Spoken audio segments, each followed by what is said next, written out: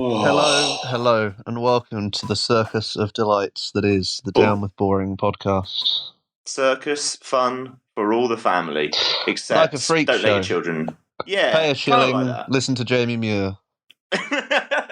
I'm like, remember that movie Big? You know is it not Zippo? The what's it? The fortune Zippo's, teller. The circus. Yeah, why not? Zoltar. Zoltar, I think it is. Yeah, that geezer who makes him become an adult. I think if I was to go into the circus, I would try and maybe do that. I'm not sure I'll be good at anything else. Try and do that. What would you be doing? What, turning people into adults? Yeah. That sounds worse than it first came out.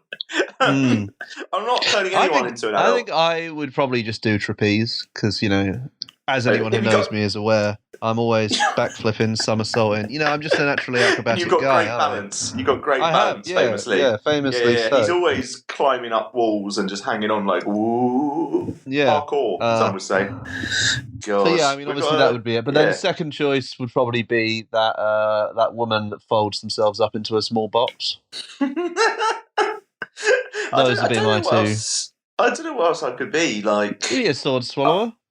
Sword swallower. Yeah. Because famously, my throat is a large one, so I can ingest Well, you don't know a sword. until you try, do you? It's true. Maybe that's a skill that I'm yet to fully recognise that I have. I might just go after this and swallow a knife and see what happens. Go on. Try it with a butter knife now. Yeah, on air. Yeah. Just hold on. Let me try this. Hold on. I've got something over here. Hold on. That's okay. You are the most suggestible man on the planet. Jamie, swallow a butter knife. Yeah, all right. Where is one? Give me 2 seconds. Hold on. I've got one. Okay, hold on. Let me.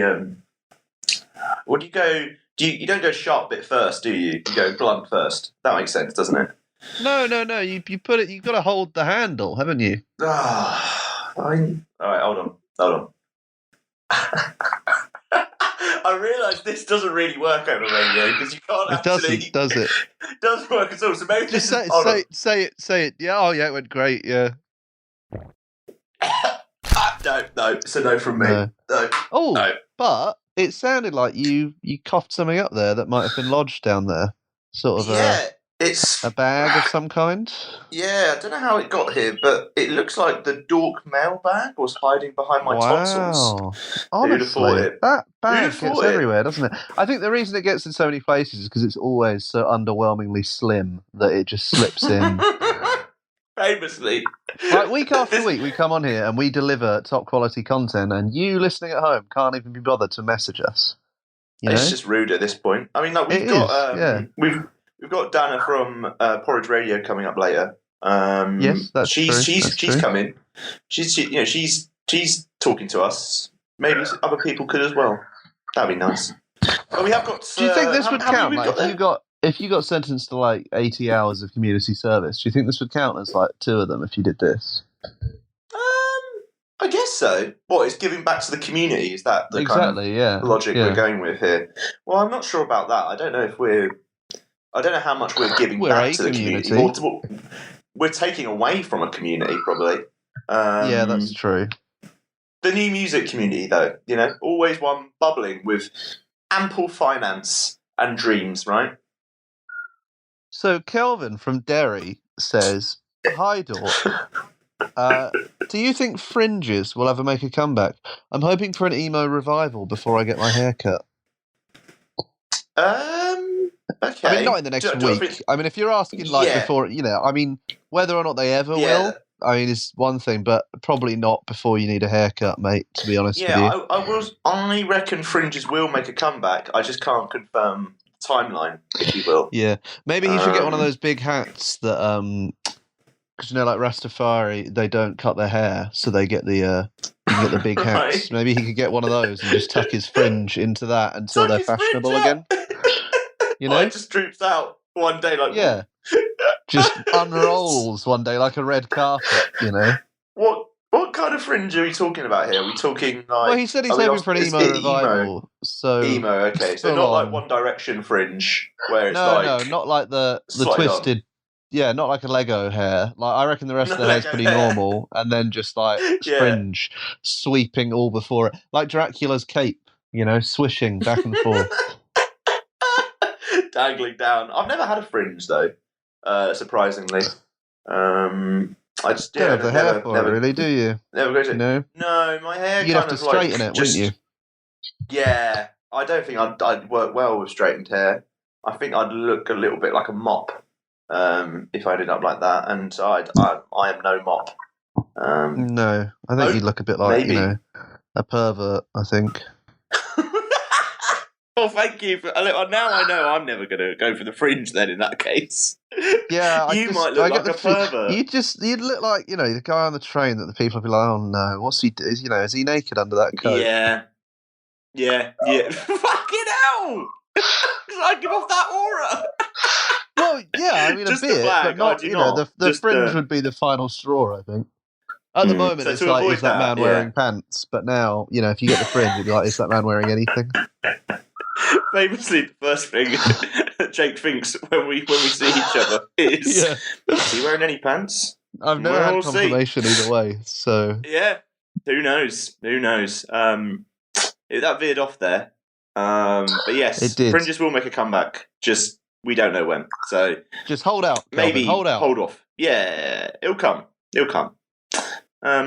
Jake, what else is in the mailbag there? Well, surprisingly, there is another letter in here. There's two this week, which is odd because normally we get two, but this week we've got two. That's good. Nice. At least it's a reliable run. Yeah, it's a reliable run of people. Yeah, exactly. Good on you. Plus, it's all we can afford, isn't it? We pay two people to write in. We can't afford to pay three. Yeah, I'm going around to do their dishes actually after this. That was the payment that's on offer there. Show them that thing you do where you swallow a butter knife. They'll find that impressive. Yeah, I could do that as well. What's the second mailbag? So Cole from Cricklewood. Amazing. He says from Cricklewood. Yeah, amazing. I know. He should probably move, shouldn't he? 2 C's. That's not good, is it? Yeah. Cricklewood Cole. So Cole from Cricklewood says, "Hi guys. Do you live together? And if not, have you considered doing so to cut down on rental costs?" I think you should mind your own business, Cole, to be honest. None of our business what we do outside of these 2 hours, sir. Well, it's our business. It is ours. You can't say it's none of our business. Like, it is. It's none of his business, Jamie. Correct. Yeah. I was just caught up in such fury. Do we live together? No, we don't. Well, I think we live in the shed. We live in each other's hearts, don't we? Yeah. We live rent-free in each other's heads. Yeah. Pretty much. I get the scraps from the dinner table. I'm out back. Yeah, it's quite good. Jake takes me for walks sometimes. Jake's starting to not be a fan. Not in like a sex way. It's not like role play. No. Like Jamie's just a dog. He's not like a. It's not like a. No. Well, let's not delve into that. But yeah, it's not one of those. It's not weird. Jake's not is what we're saying. I just keep Jamie in a tiny house in the garden and walk him occasionally. It's not weird. Yeah, it's not weird at all. Yeah, I suppose it gets a little bit weird when you have to pick up my shit in parks. But yeah, that's definitely the oddest bit, to be honest. With you, that's why you don't wear pants, isn't it? Famously, ease of access. Ease of access. You heard it here first. Jamie Muir does not wear underwear. Yeah. Confirmed. Well, speculation. Yeah. Confirmed. Because I thought confirmed. We shall see. No, that was very ominous. Oh, we'll see. We don't live together, no. Should we move on? Yeah. Feels like we better move on. Do you know what isn't? Well, I suppose it does come out as regularly as shite. It's music news. It drops like flies. Got some bunch of music news from this week. We're going to start off with Young Blood, who has announced he's got a brand new album coming out. His second album, called Weird.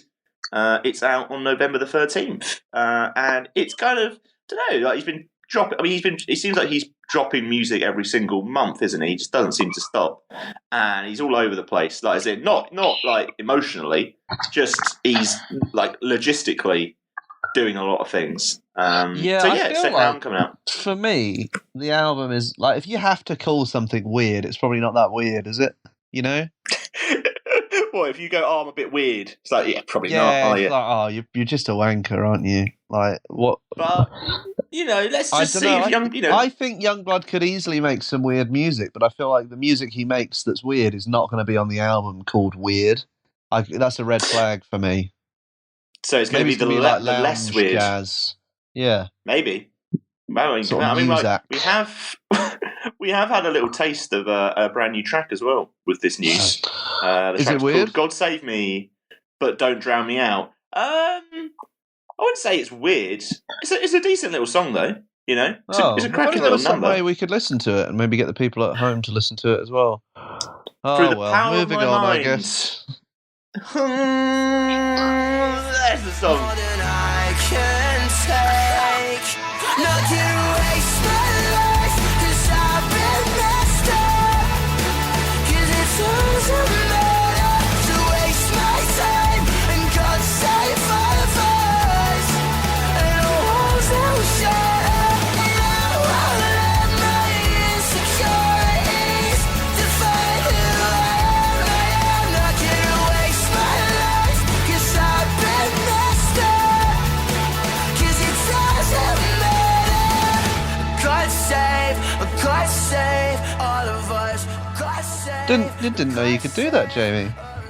Yeah, didn't know you could do that. Didn't know you could do that. You telling me you're going to go to the circus and do whatever sword swallowing? Just do that instead. Do a bit of what? Play songs through my mind. For the like public mind to hear. DJing.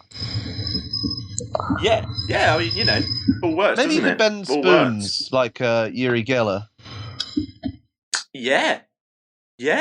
I mean, play songs with your mind, Uri bend Geller's spoons.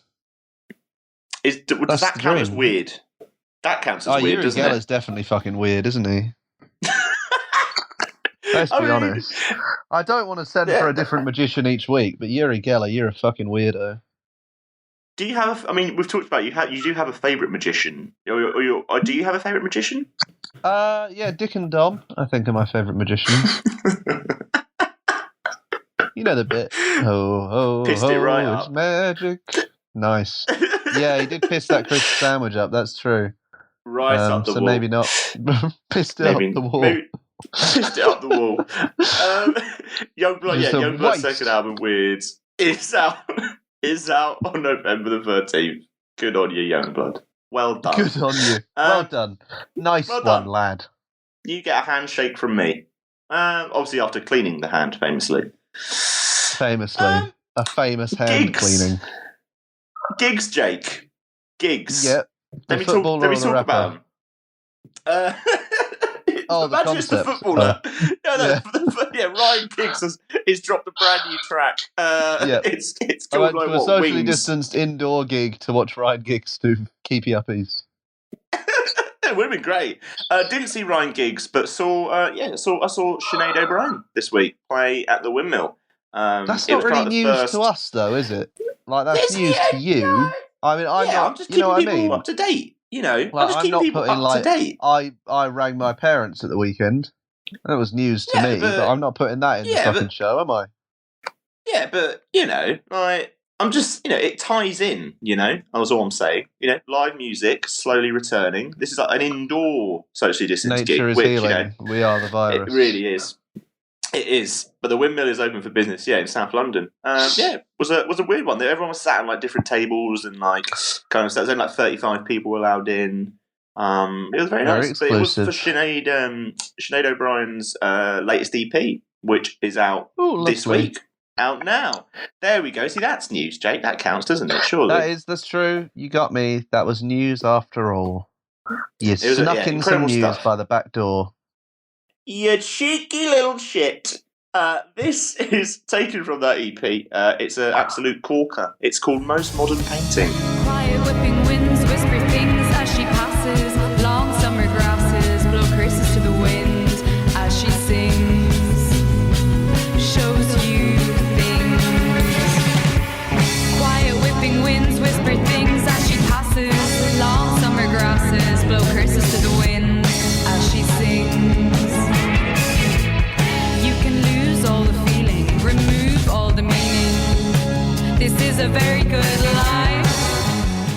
can't believe you played that one normally when we found out that you can play songs with your mind now.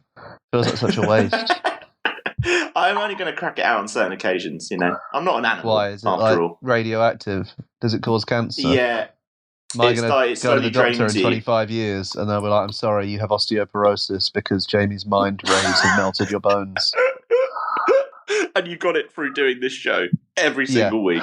God, what a waste. I'm already wasting my time. Now I'm wasting bits of my life too. My quality and quantity of life goes down every time I do this show. Welcome. A pleasure to have if anyone's listening, this is we actually recorded the show already and then the file corrupted. So if we're not as chipper as normal, it's because we're just reading it back word for word, basically, aren't we? Yeah, that's exactly what's happening. We need to go again.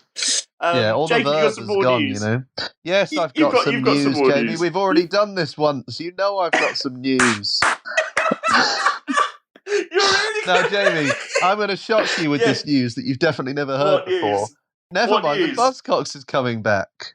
No way! I know, brand new information. This is actually just over a week old, but we forgot to talk about it last week, and it's good fun. So, never mind the Buzzcocks. Great show. I miss it dearly. Good to see. I mean, it's coming back on Sky, not BBC.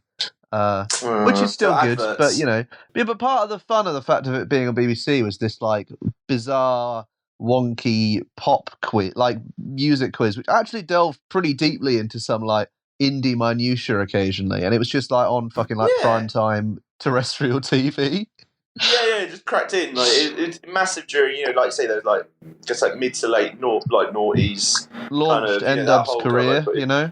Famously did. Launched Zappy to be a star. Yes, of course. Donny Tourette, Moocher. Yeah, Moocher. Jesus Moocher Christ. Indeed. Give it the little fingers, you know. He's smoking a cigarette that you can legally buy in shops. Legally buy! Very good. There was some classic play a moments clip, on there. don't they? They play a clip from their like reality show, and he's like screaming at the manager, and then immediately afterwards he just like sits down calmly and crosses his legs. Doesn't he say, he's screaming like I dick on the Sex Pistols. I dick on the Sex Pistols. I dick on the fucking Sex Pistols. I'm going to tell you right now, George, the Sex Pistols, I can fucking dick on the fucking Sex Pistols. The Sex Pistols shit on me. All I ask is you guys fucking leave me alone. Leave me alone. What does that even mean? I don't even know. God. Dicks on Sex Pistols. God. Some people have all the fun. Some big moments though, you know, some big moments on the biggest moment. It's good that it's back. The biggest moment is, of course, Preston. I think famously, if you watch back now, I mean, obviously Simon Amstel is Simon Amstel, but in that one he's reading out bits of Preston's girlfriend's diary, right? No, not a diary, her autobiography, not a diary. Picked up a diary from home. Snuck it out. So basically, like, he's just like taking the piss out of her, and she's not even there to like defend herself. So if I was Preston, I would have got Mardy as well. So you know, I'm starting it now. The Justice for Preston campaign. Yeah. Would someone please think of Preston? Get a petition going. Get one of those government petitions so they debate it in the House of Commons. Maybe do a march. You know, Justice for Preston. Yeah, why not? Yeah, that'll show. Because I think at the end of the day, Preston might have walked off the show. And, you know, maybe that's not the best thing to do. But I think, realistically, boys will be boys, won't they? I've had nights I will always regret. But I could take it on the chin and say, boys will be boys. There's been girls that have stolen our hearts. But their arms simply couldn't be prized apart.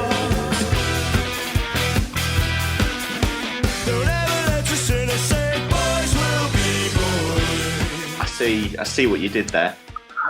See what you did there. Smooth. Incredible stuff. Really You can play songs with your mind. I can play songs just by making a pun on the title. It just starts playing immediately. Yeah, you're like, oh, there it is. Oh shit. Successful pun. Incredible. So I've got one more little slice of music news for you. This time it's about a friend of the magazine, Marika Hackman, former cover star. And you know what? She's just announced she's going to release a brand new album that's called Covers. It's not just her on pages. Star. So what's she got? La Bamba, Agadoo, Disco 2000 maybe in there. You know, Is This the Way to Amarillo? Classic. Of course. Yeah. The classic. Stranded at the Drive-In, you know? Sweet Caroline. Yeah, all of them. Yeah. It appears that they I think she changed it at the last minute. The covers but equally big actually, songs, right? Equally big songs, yeah. So it's actually handpicked. Some of her favourite songs is the actual line here. So it's not just, I'll cover that one. It's actually songs that she likes. Which helps, doesn't it, now and then? It'd be great if they were all just her songs. yeah. Just a covers album. I've covered the first album again. They are my favourite songs, though. But no, she's covering like people like Radiohead, Beyonce, Muna, also former cover stars. Covering people like Radiohead, Beyonce. You know, that kind of crowd. Ah, yes, the famous Radiohead Beyonce crossover. Yeah, the crossover. Yeah. And they also cross over with the Shins and Elliott Smith. So a bunch of great tracks there. It's out on the 13th of November. Friday the 13th. We got a little taster, Jamie. We got a taster? We do. Here, just released a little first one, which is a cover of Grimes' track "Reality." Have a listen, and after this, we'll be joined by Dana from Porridge Radio. Lovely. Oh, baby, every morning there are mountains to climb, taking all my time. Oh, when I get up, this is what I see. Welcome to reality. Oh, baby, every morning there are mountains to climb, taking all my time. Oh, when I get up, this is what I see. Welcome to reality. Well, Jake, we are now joined. We're now joined by a special guest. I always find it's better when we're joined by special guests, because otherwise it's just me talking to you all the time. And don't get me wrong. Yeah, if anything, that depresses me. So yeah, it's very, very fair. We're joined now by Dana from Porridge Radio. How are you doing? Hi, I am doing well. Thank you. How are you? that was quite I'm not sure about. Yeah. Yeah, that was. I was let me like, just what am I think going about to say? I had to think about it. I didn't know how deep to go. Well, as long as it's an honest answer, like you thought about it, you didn't just answer reflexively, so we know you are actually I'm not good. doing badly, Yeah. Well, not yet. You got 25 minutes of this to get through, so who knows? Yeah, see how you feel. Second. Yeah. See how when you get to the end of it, it might be a very, very different spot. How has, I guess, I've asked this to everyone who pops by, but how, I guess, has the past few, months kind of like been for you, really? Like, kind of like, obviously everyone's been knocking about indoors, starting to kind of potter out a little bit here and there now. How's it been? How have you found it? I kind of like being stuck indoors a lot. Nice. That was quite good for me physically and emotionally. It was great. We got a lot busier recently. We've been filming sessions and recording stuff, and I mean, we've just recorded and released a new song. There's like quite a lot happening. So I feel like the fact that we're all kind of getting busier again is actually quite sad in a way, because I was really enjoying lying around and doing my own thing. There really was nice. definitely something quite nice about like, I'm not doing anything, but that's, legally I'm not allowed, so I should basically stay in bed, There's There is something nothing really to feel amazing bad about about. having absolutely no pressure to socialise. Yeah, it's great. Like all FOMO was gone and suddenly I could just enjoy my life. Yeah, you realise you didn't actually like socialising, you just didn't like other people doing it without you. That is exactly it. Yeah, I just don't like being left out. That's all. Yeah, exactly. So now you're like, once all those have cleared away, you're fine. You can just relax. It's all I was happy very days. happy. Nice. But then, like you say, you've been slowly kind of like, getting back doing like recording like sessions and stuff. Has that kind of been an odd experience, kind of like getting back out there and doing things? Because obviously, you kind of like started the year kind of like ready to go, kind of like with Every Bad, and obviously kind of like managed to get the album out, I think just before lockdown. Yeah, the week before it came out, we did an in-store tour and then played our last show and then had maybe like 3 video sessions, and then it was just full lockdown for a few months. Wow. So you were literally just like, we've got that out, and it's like, right, we're ready to go now. Busy year. And now you're just like, right, I guess we're just gonna knock around, really. But has it been like, has it been good, kind of like, I guess, like getting back into it a little bit more, like as you started to get a little bit busier? Like, has it been like quite nice to be like, oh yeah, this is what I do again? Yeah, it has been nice. I mean, I think actually being able to stop was really, really good for me to remember what I like about it and what I actually want from making music and playing music, and like having a few months to stop and then come back into it meant that I could kind of think about what I actually wanted from doing this, and that was really nice. So then getting back into it and seeing the band again was really nice, and like we spent a lot of lockdown remotely demoing loads of songs, so then kind of to get back in the studio and to play those songs together was really, really fun, and to figure things out like that. I think it reminded me of the excitement of actually making music with my friends, which maybe when you're touring all the time you kind of forget. Yeah. And obviously, once the album out, the lights, the bright lights start beaming down, the glamour, if you will, of the music industry that slowly struggles along day by day. Band? It doesn't sound like you're in a band. This is Jamie's romantic view from the interviews he does with bands. Never actually having done it himself. The glamour of the band, As I sit in my front room staring at a plant, Me just and my hoping one day friends it'll crammed grow. into a small car together, fighting and being exhausted. That's showbiz, baby. It's the dream. It's The so dream, glamorous. some would say. Yeah. Like you say, you have new music out. 7 Seconds, brand new track, kind of like following up from obviously the album Reset in the Year. Like, has that been a track that's kind of been around for a long time? Like, what made you go like, oh right, we should get some music out now? I guess it's a kind of a long history to it, where I started writing it a few years ago. I wrote the words and I wrote a quite miserable, slow, sad song Nice. that kind of went with. And I always really loved the words and the vocal melody, but I just didn't think it was right for the full band. And then early last year, I remember sitting with Sam, who plays drums, in his room and playing it to him, being like, I really want this song to be fun and energetic, but I really want to like keep these lyrics and this melody, and like I want these chords to kind of stay the same. And he heard it and just like instantly was like, okay, well, what do you actually want me to do? And he just like wrote like a keyboard riff that was like really, like the main keyboard riff in the song. It's like he wrote that one on the spot. Just did it. And we were just obsessed with it because it's got so much energy and it's such an exciting riff that we just like listened to it on a loop for a really, really long time.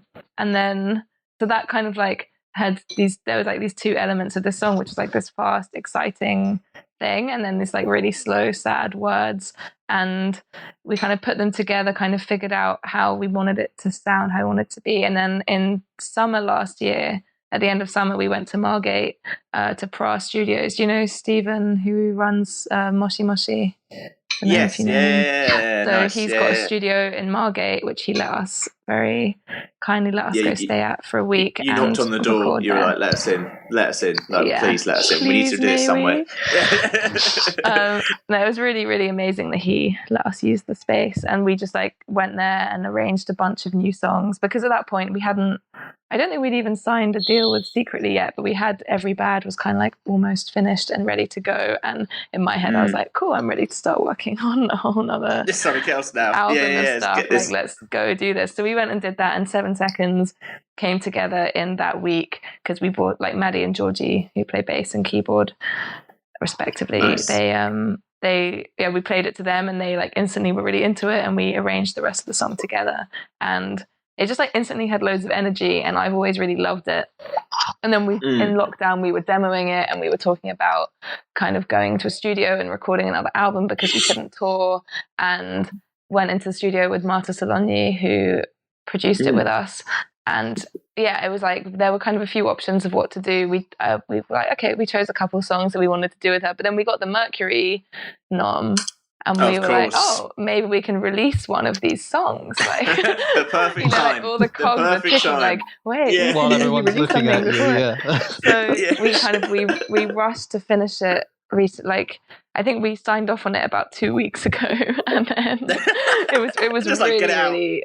It was the most stressful week, but we managed to turn around because there's also like a bunch of other things coming soon that I'm not going to spoil for you. But everyone has to wait for that. I'm afraid, but like we had a very stressful week of kind of signing off on everything and kind of figuring out all these plans for things, and yeah, got it done, and we're able to release it. I'm really happy that we got to release it so soon. And now you can relax by talking to us about it. I've got my first day where I don't have that much to do today, and I'm like, I can't believe I'm just sitting down on a chair, just chatting. Some people come to us and look for that moment of clarity after a very stressful week. They do look to us in some form. A sorely misguided attempt. Yeah. Don't get me wrong. It's very, very, very a bad move. It's a bad move. You mentioned the Mercuries, obviously. Yeah. That's a thing, isn't it? Big old thing. Kind of weird thing. Yeah. How did you find out the news? And I guess what was your first reaction to it? I guess my reaction was maybe a bit weird. I was driving to Brighton. We had a practice or something, and I was on the M25, and Josh, my manager, called me, and he was just like, I have some news. And I was like, oh my God, what's going to happen? Oh no. Yeah. Brace yourself. Tell me. I was ready for something really, really awful. And he was just like, yeah, you're not allowed to tell anyone. It's being announced next week, but we've been shortlisted for the Mercury. And I was just like, oh, okay. What? But I guess what do you say to that? Like you say, what is the appropriate reaction, especially when you're currently trying to control a moving vehicle on the M25? Yeah. You've got to keep the motion. Make it sound like the car was like swerving, and there was like hurricanes and like tornadoes of fire. But it was just literally me driving in a straight line. If I got told I'd been nominated for the Mercury, I'd be swerving lanes. This is why I don't get in a car with you, Jake, because any sort of news might just send you spinning. But also, I don't have an album out, so I'd be even more confused if I got the call, to be honest. What, enough to crash the car? I think so, yeah. Yeah, maybe don't drive. I actually failed my test 4 times and then gave up. So really, I would say go for one more. I was 17 at the time, so oh yeah, and now I live in London. So what's the point? Yeah, fifth time lucky. I love driving. Driving is my one flaw. I love it. just like I have to drive now. I've convinced myself I'd hate it just to make up for the fact that I can't do it. You know? Oh no, it's really good. It wasn't for me. Nah. Well, you're missing out. Maybe. It's a bone of contention that I have a license and a driving license and Jake doesn't. The fact that you have a driving license is enough to make me never want to drive in case I meet you on the road, to be honest. In a way, it's easier not to drive because you can always being a passenger is a really fun thing to be able to be. And if you can drive, suddenly everyone's like, oh, you should drive. Especially if you're in a band, I guess, and you've got to go from venue to venue. I've really burnt myself out driving a lot of times just because I can, whereas I should have just got someone else to do it. So it's been like, I can't drive. No. Just park really far away when you're meeting up with people. It's like, oh yeah, I got the train. Yeah, about that. I walked here from London. Yeah. It's the stretches. God. Yeah. Anyway, with the Mercuries, as we were saying, I guess that must feel like. I mean, how does it kind of like feel for you as well? Does it feel like, I don't know? Is it something that you recognise as like, oh wow, that's like a really great achievement and nod? Like, I guess how do you kind of like take that news that you're up with the Mercuries with like all these other albums?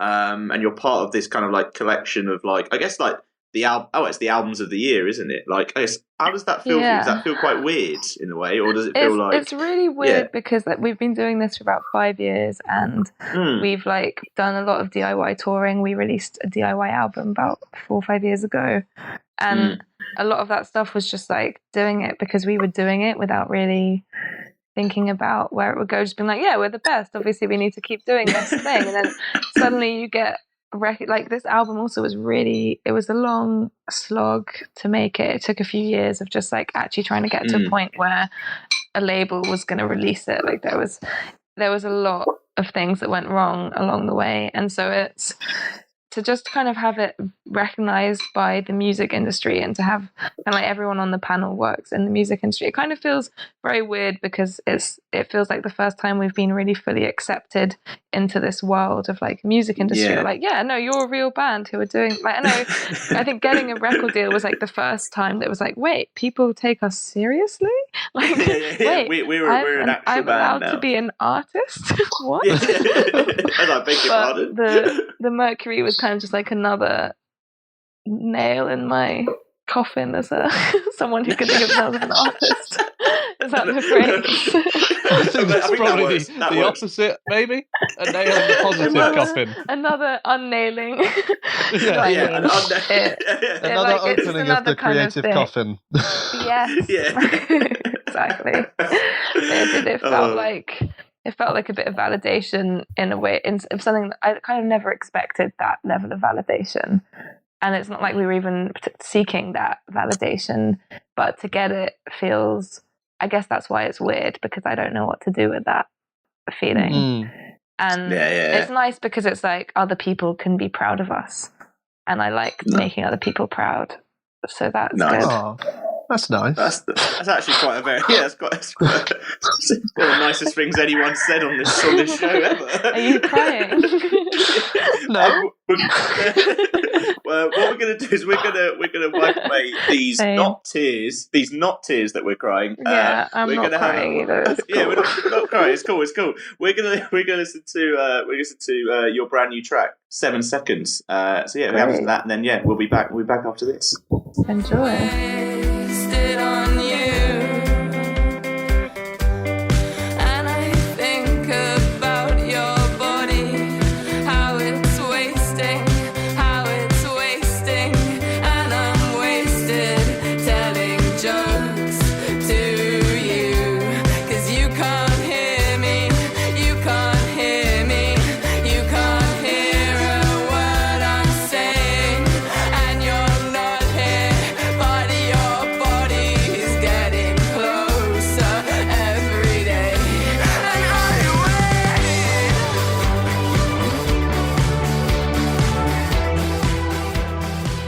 And here we are, back. That was 7 seconds. Real wizardry, as you will. As we all sat and listened to the track, didn't we? We all enjoyed it. It was really great. Yes, wonderful we were all stuff. listening to the track just That's now. It's exactly what we are doing. Exactly what we are doing. Yes. It's time we sometimes like to have a little bit of fun here. Throw a few games around. Occasionally. I You know, can sometimes also have fun. Well, there we go. This is a perfect combination then. In that case, Are we doing the 'Cause we're game, gonna play- Jamie? Are we doing the game, the big game? Well, imagine if we're not doing the game now. After I built that up, like if I was like, "Oh no, we're going to talk about something else." So it's for time context for a on this, game. before Jamie reveals the rules, I'm from just outside Brighton, and I now live in London. So we Where were in basically Brighton talking. Are you from? I Outside said of just Brighton? outside. I Just put the asterisk outside in of there. Brighton. I'm from a town called Lancing. I don't know if you know I it. was there 2 days ago. I That's went a shame. swimming, and I went to the shop that's nice. to buy some new duvets in Shoreham. Wow. And I went swimming in How Lancing. exciting. Well, Anyway. That's where my big in parents live. Lancing. You might have seen them. They won't I did recognise you, not. and you won't recognise them. But yeah, I didn't see we were many talking, people. and I was saying there's things I miss about like going out in Brighton and being in Brighton a lot when I'm in London. But there's definitely some stuff London does better. So we were thinking, what better thing to ask someone who also has those experiences than which is better in London or Brighton? I believe that's I basically what we're truly doing, right, Jamie? do have those experiences. Basically, I'm not trusted, but I'm not trusted and you are, so we're going to pass it on to you. I think, Christina. Yeah, I'm really good at having fun. Sure, I can answer these questions. I know how to have a good time with my friends. By sitting and not going outside. Yeah, no, I hated lockdown and not going out. It's really missing those parties, you know. Famously. Anyway, let's play a game. So let's begin. So first off, London versus Brighton. We're looking at parks. We're looking at parks. London versus Brighton. Sorry. I don't know why that came out so weird. I was going to say something, so I'm glad it wasn't me. You know? I'm really sorry that it was me, because I don't know you guys. I don't know why it came out like that. So, have another go, mate. We believe in you. London versus Brighton. There we go. There we go. I think I got it. Hey. Oh, hey. I can speak. Just Happy days. First up, Parks. Parks. Do you enjoy frequenting parks a lot, or the park do you... is, I think, my greatest joy. Nice. So between the two. this one. Well, I think the thing is, in London you only have the park, but in Brighton you have the park, but the beach is like also a park in a way, but it's the beach. So I think it's like with London, it's like what I think, like if I'm thinking park and like outdoor space that I go to hang out with friends is like, I know maybe that's not how you would define a park, but that's what a park is to me. And Brighton is always the beach for that, which I'm going to count as a park for the purposes of this game. So I would count it. But London has loads of parks and they're really good and I love them so much and I spend most of my time in parks. So, you know, I would just only say Brighton because of the beach, but actually London probably has more variety and parks everywhere. I'd probably agree with that. I think Brighton really like coasts by on the beach, because like park wise it's pretty crap. It's just like Preston Park and then a load of little tiny ones. No, you've got Queen's Park as well. Yeah, you know, and you've got like all the in along Hove, you've got like all the lawns along the front, and also you've got if you're in a place Square, that is like the posh big enough, square, and like if you're in a place that's posh enough to call it a lawn, I don't count that as a park. You know, it's like a green. It's a green space that you sit at with your friends. You know? Yeah, so, like, it's not as the London Park specifically, and then you've got like ponds in like all the squares, you've got like those big, lovely green spaces that you can like go and sit and like hang out with your friends, and it's really like there are loads of them. I mean, like you've got the Level, which is a bit crap, but fine, I guess. There's just not as many impressive parks. I think that's the issue, isn't it? There's not as many that have at the top of London like... Road, you've got you know, like if you go to the top of London Road, there's that huge park, and then you cross over, there's like a rock garden, and then if you go like behind it, there's like a secret garden. Brighton's got amazing parks, actually. I love Brighton Park, and that's like way out of central Brighton, even. Like, you know, that's London's big. A hefty London's walk, big though, Jake. London's big though. London is disgustingly big. If we look at size, obscenely large. Obscenely large. From one end to the other. I think Jake, ultimately, you've been exposed to your lack of This is why park I'm not knowledge. trusted on this. This is why I'm not trusted. My shoddy opinions. I do agree. Variety, I would say I'd give it to London, but don't discount Brighton's parks, famously, or you'll be found Brighton out. has great parks. It's good. Great. Well, I'm enjoying this chat with the tourist board. Parks are fantastic for public health. They are, it's true. Run. Oh, good. Right, Jake, you have the next topic. Yeah, London or Brighton, which has better pubs? Both have about, a pub per street. I'd say that, I mean, like, I actually think maybe I have gone to the pub. I went to the pub more when I was in Brighton than in... Actually, no, maybe not. I think my problem with London is that because it's so big, to get to a pub, if you're like meeting your friends at the pub, sometimes you have to travel for an hour to get to just like the pub that they want to meet at. It's true. And in Brighton, it's like you're not really traveling more than 20 minutes to get to any pub from anywhere.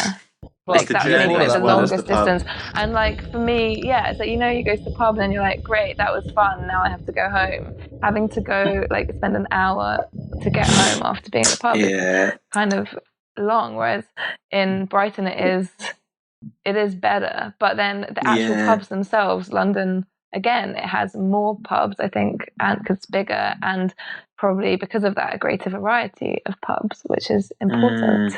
It's selection, isn't it? Exactly, it is selection.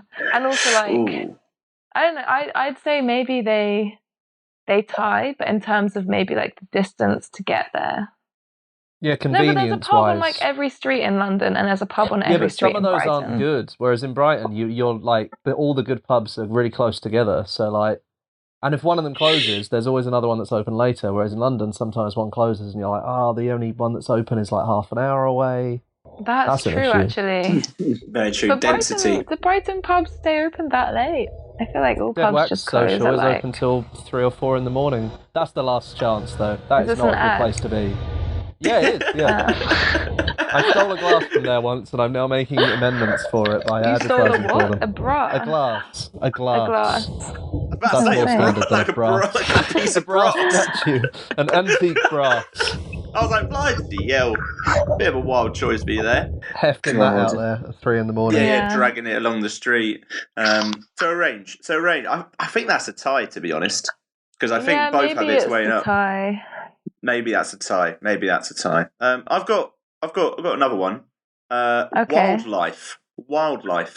And by wildlife, we're talking non-human. And foxes is basically. We're talking, we're talking that sort of mixture. Seagulls and foxes are what we've got basically in the mix. Basically, rats as well. I think London has maybe. I mean, I'm sure there's a fair share of rats as well in Brighton. The rats in London don't give a shit, though. I think the ones in Brighton know that seagulls will kill them given the chance, so they hide more. But in London, they'll just like walk out in front of you, like, "How you doing, mate?" You're like, "No, this is not how this is meant to work. You hide, and I pretend it's all fine. That's the natural order." There's a lot of good birds in London, but there's also good birds in Brighton. But I like seagulls. I'm a seagull fan, so I pick Brighton on this.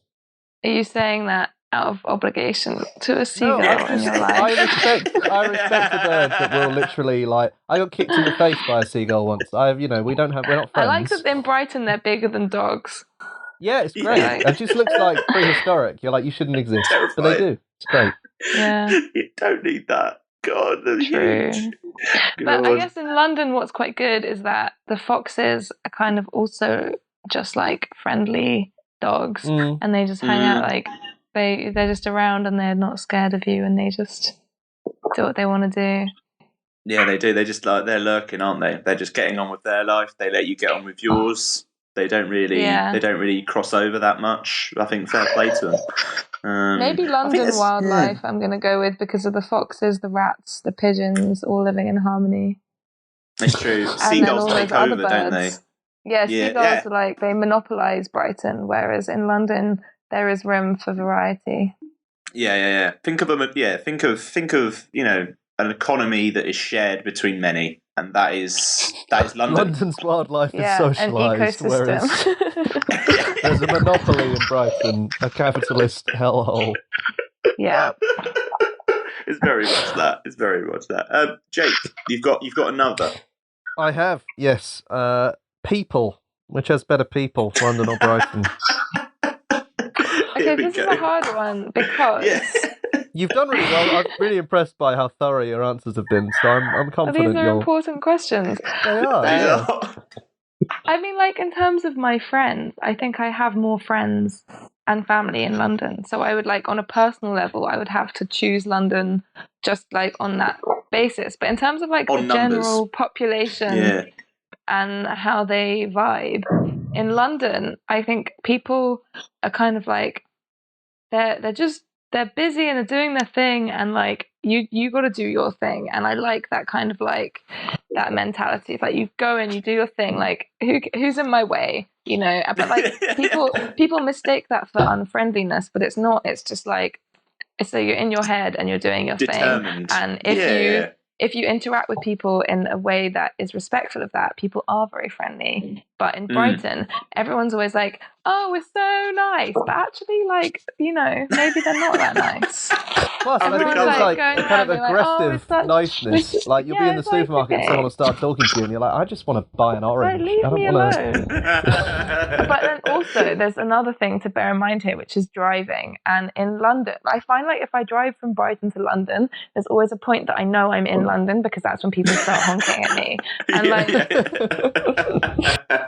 like in terms of that, like Brighton drivers and pedestrians are like much chiller and cooler.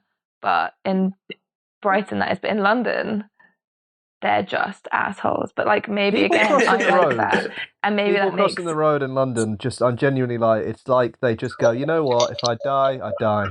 But you There's can't be just no mad at thought them to it because at when all. you're a pedestrian, you do the same, right? Yes, true. Exactly. So when I'm driving, Yeah. I'm like, they're oh, not these gonna hit me. pedestrians. But when I'm pedestrianing, You're I'm walking like, out this all over the place. Yeah, jumping away. pedestrianing. There must be a simpler word. Pedestrianing all over the place. Walking. Yeah. Nah, don't think that's Pedestrianist, it. all right. Yeah. So that I guess I would have to say London is better, but not because of any real reason. Just because you've got to give an answer. It's simply an arbitrary choice. I've accepted that. Yeah. Lovely.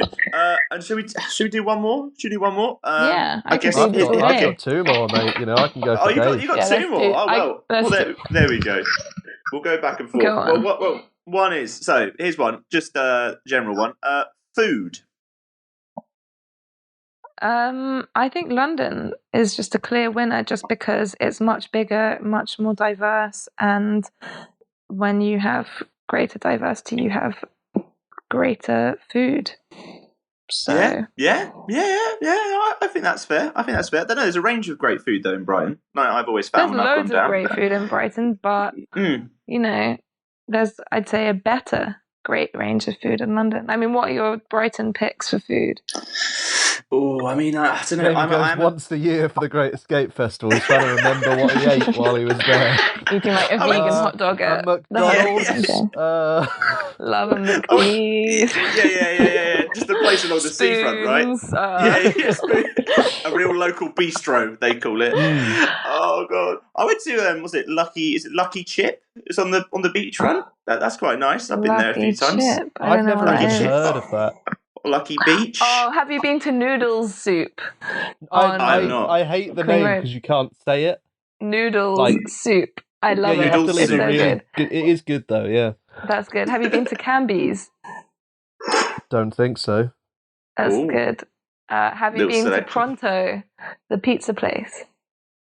I think this is what happens when I move out for 2.5 years. I don't know any of these. On the Hove side of Brighton. The Hove side. Kensington's I've been to the Cafe. That's the best place in Brighton. Oh, I go there all the time. Which one? Go. But anyway, Kensington's. They're like the one that's upstairs at the end of one of the roads on North Lane. Never this been. is getting quite niche. Oh wait, but is anyway. that the one with the balcony? Yeah. Yeah, that's all right. They used to have someone that worked there that was terrified of pigeons, and they have a balcony with food on it in a pigeon-centric location. And on like 3 or 4 occasions when I was in there, she was like, "Can you please get rid of this pigeon for me?" What a skill. Not a good job to have, I've got to say. Not for her. For me, it was fine. I just walked out onto the balcony and the pigeon went away. Because animals in Brighton respect me, whereas animals in London don't give a shit. We've already discussed the wildlife, Jake. We've already Most discussed animals it. don't respect me. Yeah. Doesn't matter where I am. They don't want to be anywhere near me, so kind of similar to people, but you know. Yeah. Venues. Ooh. I think like this one's a bit harder for me because like I started my band in Brighton and I learned how to play live in Brighton. It's where like I started off doing like open mic nights upstairs in pubs in Brighton, and then we like got all of our first gigs in Brighton. We were playing like a few shows a week in Brighton over the last 5 years. So like I really like I know Brighton venues in a way that I moved to London 2 years ago, and like like the shows we haven't played in like London in the same way that we've played in Brighton. And so I think just from like knowing it more intimately, I'd have to say Brighton, because I think like the venues there and the whole music scene there is what really taught us how to play and how to be a band and how to like do what we're doing now. And I think I owe a lot of that to being in Brighton and just like how many gigs there are and how many venues there are and how many people there are putting on shows and making music and just trying to like support a local scene constantly. Like there was never a time where there wasn't gigs. My whole life was just like a few gigs a week, going to or playing them. So it's gotta be whereas Brighton. London just wasn't that for me, but I'm sure London is that for other people.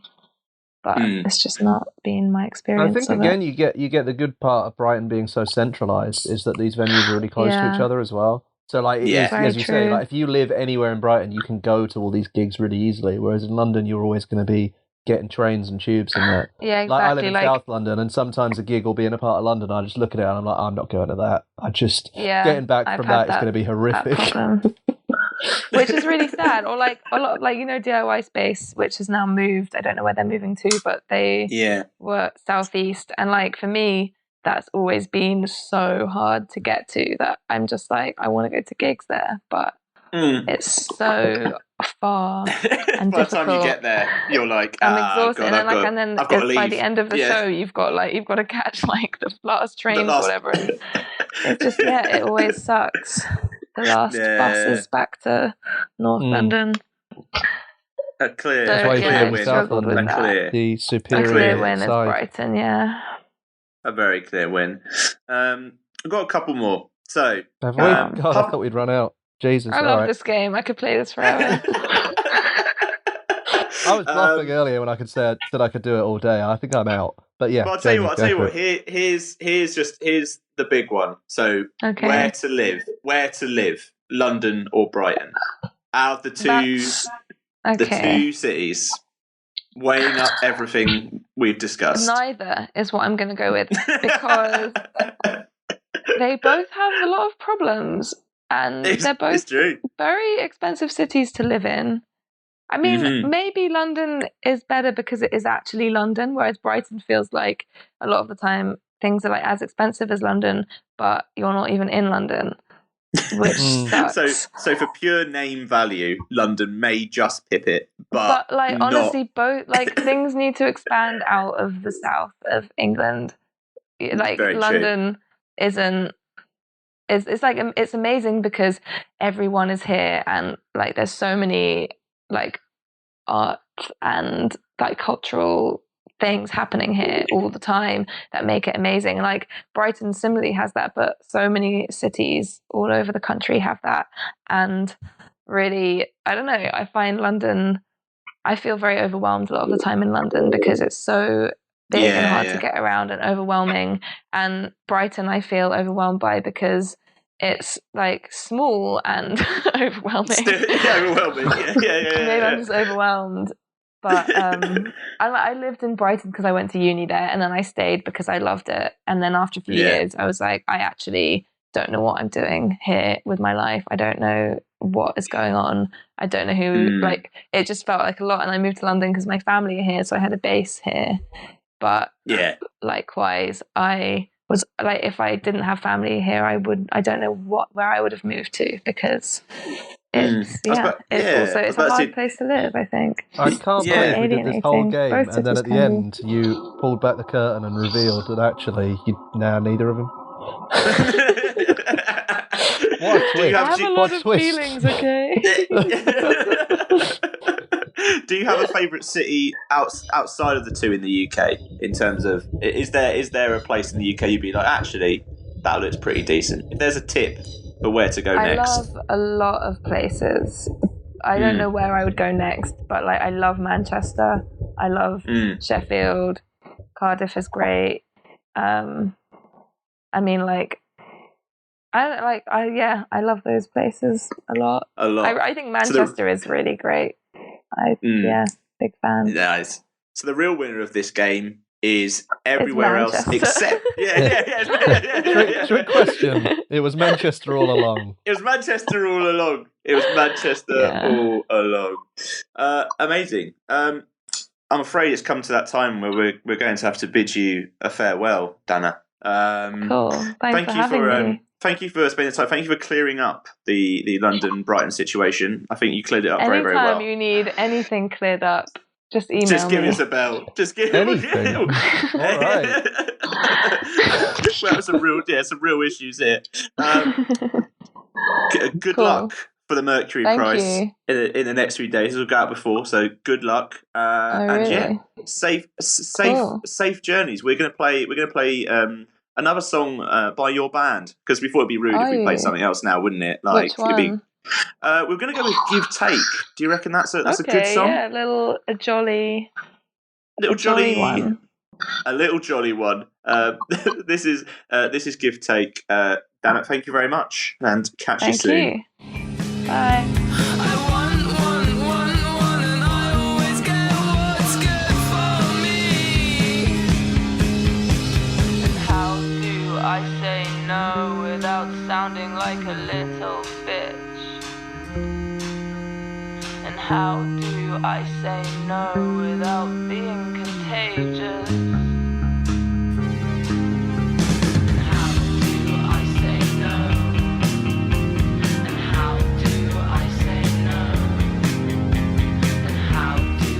All right, Jamie, just us again. The fun's over. Yeah. Back to the daily grind. The slog. That was the peak of the show. I'll be honest with everyone. Definitely, yeah. But here we are.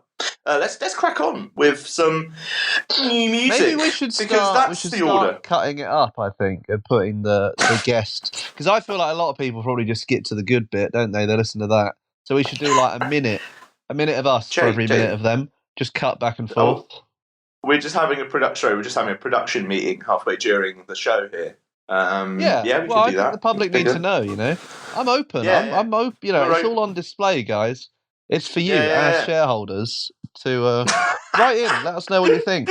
This is a board meeting, and you're invited. Come on down. Incredible. New music now. It's another bumper week of new music. Now. Bunch of great stuff out. Stuff of great stuff. It's all coming out.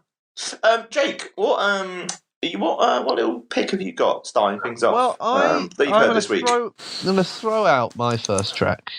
Throw it in, not throw it out. It's not going out in the bins. No. New signing to Chess Club. I'm not sure if you've heard of them. Yes. Jamie? Oh yeah, famous Chess Club records. Label, nice people. It's old people. Track by someone called Pixie, called Just Move. Honestly, I didn't really know much about her. This is one of those tracks that just popped up on, I think it was the main New Music Friday playlist when I was scrolling through, and I thought it was good. Just very nice kind of alt pop, as they call anything, poppy that isn't going to be a number one hit. No, it was just genuinely normally with new music, you're looking at stuff, you're like, so and so's got a new track out. Or this band, I saw them once, and we are getting to that point of lockdown where these things crop up, and I'm like, I don't know who that is. I haven't seen them support someone. I haven't. It just hasn't really. It's weird. They just sort of appear out of nowhere, because what can you do to build them up when there's no venues? Missed all the opportunities.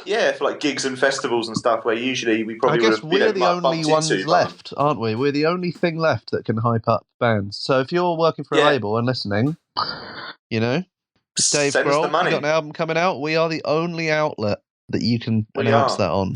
We are. Send us the money. Paul McCartney, if you're listening, you got an album coming out. Just don't release it. Shelve it, mate. No one wants to hear it. I was about to say, don't send it to Jake, because it won't go well. Send the masters to me. I'll look after them, I promise. Promise. I really like this song as well. Yeah. Oh, sorry, I didn't realise you wanted to talk about the song too, Jamie, please. It's a nice song.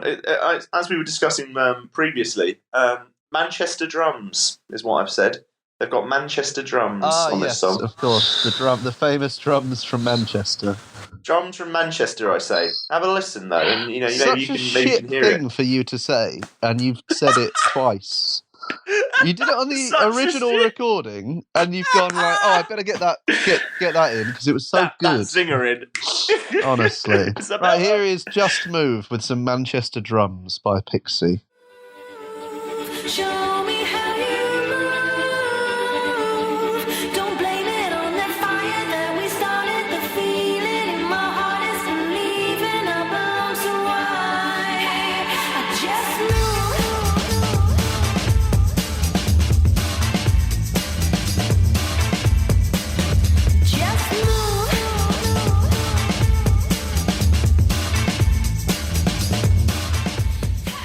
See? Manchester drums. All I'm honestly, saying. I don't understand what's going on. Have you got any drums for us, mate? Any Manchester drums sitting around? I've got some drums. I've got some guitars. I've got some bass, and I've got some vocals. Surprise, surprise! It's a band. This is Black Honey, who have dropped a brand new song. It's called "Run for Cover," and it's a real belter. Is all I could say. It's kind of like, I don't know, it kind of reminds me, a little bit of like, like a bit like Royal Black Bloody. Honey. Yeah, it does remind me of Black Honey, that's very correct. A little bit Royal Bloody in places, which just so happens, it was written with one of Royal Blood. So, that kind of makes sense. Wow, who knew? Yeah. Hey. Look at that. But yeah, I really, really like this song. And also it kind of like builds on from Beaches, which we talked about a few weeks ago. Black Honey kind of like returning with like what comes next. I'm really excited by this, me too. I've really liked what's come out. Like, I've really liked what's come out from them. The 2 tracks now, and I am looking forward to seeing what follows, because I've always liked Black Honey. I think they're a good band, and I think there was a bit of a danger after that first album came out, because it came out a bit later than everyone was expecting, and that they would kind of be a one album, and then they split or something. So I'm really glad they've come back, and not just come back with the same stuff they were doing before. This feels different. It feels fresh. Yeah. It sounds better than I thought. But better than I thought. It beats expectations. It's really, really good. And big fan. Funny enough, Izzy from the band described this song as like the Hives meeting John Travolta. Can you hear that? What, like meeting him? Just like, John. Oh yeah. Hi, John. Can I get your autograph? As in, that kind of thing. Well, main offender.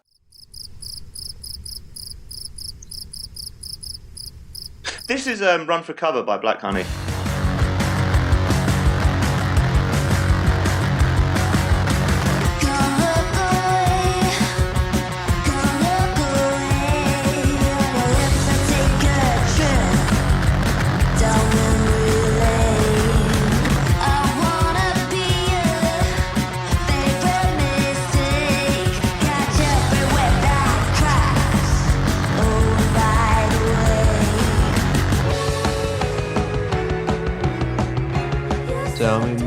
Tell me more.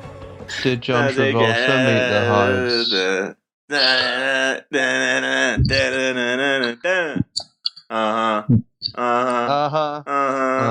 Maybe one week we can just do karaoke instead of a podcast. Yeah, we'll just do a performance. Yeah, we can do duets. Something to bear in mind. But baby, it's cold out there. I really must go down slide. What else is there? Obviously, Tell Me More. What, from Greece? No, duets. I mean, duets that we could do.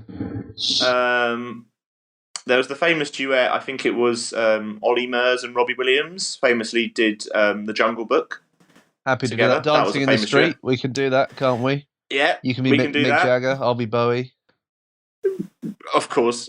That's no discussion there. Yep.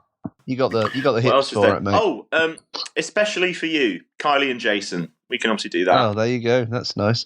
Not a duet, but otherwise we won't carry on. So I'm just going to sort of not a segue so much as a smashing into the side of this conversation and derailing it entirely. Right away. Yeah. Next track, my pick. My next pick is the new Sunflower Bean track, "Moment in the Sun," which actually is quite a similar vibe to Black Honey in that it is not actually, it's different enough from their previous stuff that I'm really excited to see where it goes, but not different enough that I'm like, who the fuck are these guys? And I absolutely loved Sunflower Bean's most recent album. Is it 22 in Blue? Really loved that. And then they had that EP as well, which was really strong, I thought. So I'm really looking forward to seeing where they go with this. And I think they're one of those bands that not necessarily overlooked. I think they are, in rotation. They get played, they get playlisted radio and that. But I do think, whenever I listen to them, I think, why aren't these guys bigger than they are? Because I do feel like they've got so much oomph behind them. Yeah, I get what you mean on that front. Like, they say they're not exactly, struggling in terms of like, it's not like, they don't get their props, but it's a band who I just keep getting better and better with each release, and you kind of just think, oh, they should be doing much bigger rooms, playing much, bigger venues, and I mean, hopefully this is kind of like a sign that that's kind of like the way it's going. It's like the tracks get better and better, and it's looking positive in the world of Sunflower Bean. I still don't like the name though. Well, what would you change it to? I don't know. Sunflower Raisin. Or the Sunflowers. The Sunflowers. No. Sunflower and the Sultanas. I changed it to the Bean Boys. The Bean Boys. That's what I changed it to.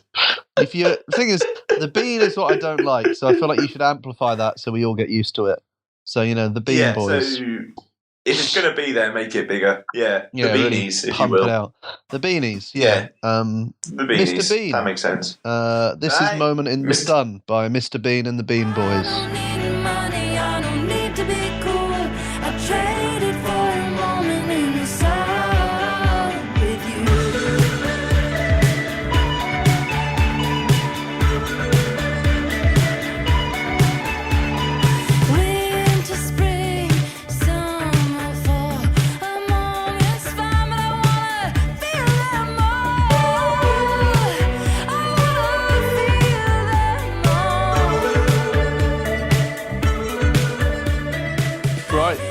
That Jamie. I've offered up my songs, but you've only offered up one so far. So I mean, pull your weight. That's how it works. That is how it works. You need to balance it out. The yin and the yang. The ham Every and the week, cheese. 4 good songs come out, and we cover all of them. We've only covered 3 so far. Only four. That we've got to whittle it down, haven't we? Yeah, come on. We're not animals. Jesus Christ. Also, no one needs to listen to us any longer than they have to. Get in, get the songs, get out. That's the T-shirt. We do merch. I promise. Let's talk about then. I've got the return of Slow Tie, who's back. Return of the Mac. The return of the Slow Tie. He's back with a new song called "Feel Away," which has got James Blake and Mount Kimby on it. But you wouldn't know because Mount Kimby don't make their presence known in a similar way to DJ Khaled. They don't come on and like Mount Kimby. They don't do that. Yeah, that's true. They should do that. You should be legally obliged to do that. If you're a producer, you have to do that, yeah.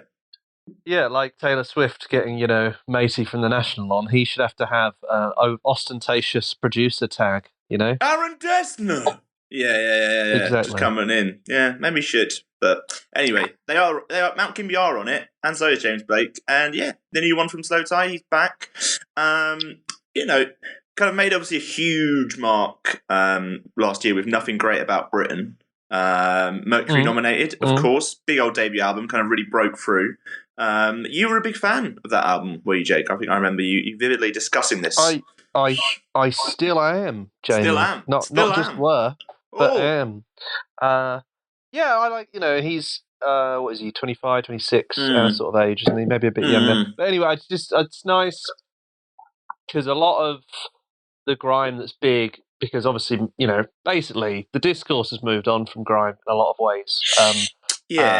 And the people that are still within that arena are either branching out like Skepta is and Stormzy is, or like diminishing returns, but kind of settling into their role as like an elder statesman thing in a way that I guess JME and Kano are. So I think it's good to see someone like Slow Tie coming along and taking grime and mixing it up and, taking bits of it, adding bits to it, and making an album that isn't grime, but is so clearly influenced by it that it I don't know, it's good to see a wave of UK rap music that is influenced by previous UK rap music instead of being influenced by US or being influenced by jungle and that as grime was. It's just kind of nice to see it's generational almost. It's here to stay in a way that maybe a lot of people thought it wouldn't. So and also bangers on bangers. Yeah, this track's a bit different, I suppose, from what you maybe expect from Slow Tie. I mean, like obviously, I think if everyone knows Slow Tie, you think of like Doorman and like all the stuff he's done with Muramasa in general, and kind of like some really like big, like kind of like in your face, kind of like almost like punk, almost spirit and moments. But this one's a bit more mellow. It's a bit more reflective, a bit more introspective. Maybe that's come from, he's had obviously a year of many ups and downs, already, but he's come back with this, and I really like it. I think it's different from him. I was a fan. I wouldn't say I was a huge fan, but I was a fan. I was surprised when I saw it was coming out. Slow Tie James Blake Mount Kimby. What's going on there? So I'm pleasantly surprised that it's not terrible, basically. And it's nice to see, I suppose, as well, that he's developing. I didn't see how they would kind of mix well. But as you say, it's nice to see that he's kind of developing, moving out of his comfort zone, still making good tracks. Versatility that I didn't think was there. Yeah, definitely. And I suppose coming off a new album that's coming at some point on the horizon. So this is the point we realise that we kind of do this. We just hear a new track and we're like, I suppose there's a new album coming. Hasn't been announced. Just like, here's a new track, so that'll be off the new album. And then it's like, will it? Will it? I hope they don't do like a Stone Roses where they release 2 new tracks and then fuck off again. Otherwise we've got a lot to answer for. Loads of people at home every week going, wow, a new Slow Tie album, a new Black Honey album, a new Sunflower Bean album. Wow. And we're like, no, we have no info that you don't have. We don't have a master list anywhere. Yeah, we're not more in the know than you think. We're all over the shop. But until then, also the video has him basically turning to cake, which is terrifying. Yeah, everything is cake. Everything is cake. So, get yourself a lemon drizzle, and this is Feel Away. Oh, I could go for a lemon drizzle. This time I'll have one hand free. This has nothing to do with me. I leave the dent in my car to remind me what I couldn't have lost.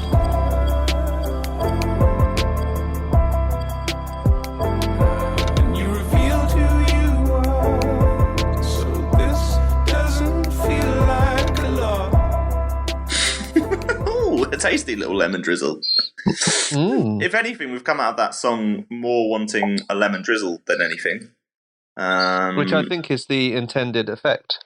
100%. The intended effect of Slow Tie's career is maybe you might want a bit of cake. A bit of lemon drizzle. Heavens Not above. just any cake, Jamie. The Prince of Cakes. Is it the Prince of Cakes? I mean, lemon drizzle is great. Well, carrot cake is the king. Carrot cake is the king of cakes. And then the princes are lemon drizzle and chocolate fudge cake. I think so. What's your thought? Do you count...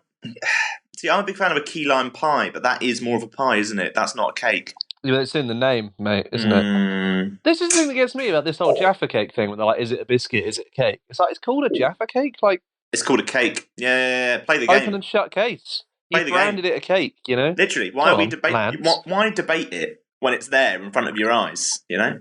Come on. We've got better things to be talking about. When that was a big deal? You know, like the news cycle is now just horror. Like a few years ago, there was so little going on that there was a prolonged debate about whether a Jaffa cake was a cake or a biscuit, and we were all like, "Yep, headline news, stick it on the front page." About this. I mean, it was a big thing, I suppose, in terms of people who cared passionately about Jaffa cakes. But also, if you cared that much about not like climate change or a pandemic, no one cares about those. Also, if you cared that much about a Jaffa cake, and don't get me wrong, I'm going to say this in a polite way, grow up. Yeah, get a grip. Anyway, what you can grow up, you can develop, we can discuss, but let's talk about the album of the week. It's a new one from Gus Dapperton, who's back with his second album, like official. It's called Orca. It's called Orca, named after the documentary Blackfish, I presume. It's an incredible film. Oh, I thought he just misheard what the orcs were called in Lord of the Rings, but you're one also, I guess. I guess so. Free Willy, if you will. Yeah. Not like that. The new album by Gus Dapperton, Free Willy. An ode to not wearing underwear. Heavens above. Clear that out of your mind. We're going to talk about it a bit more after this. This is Bluebird, taken from the album.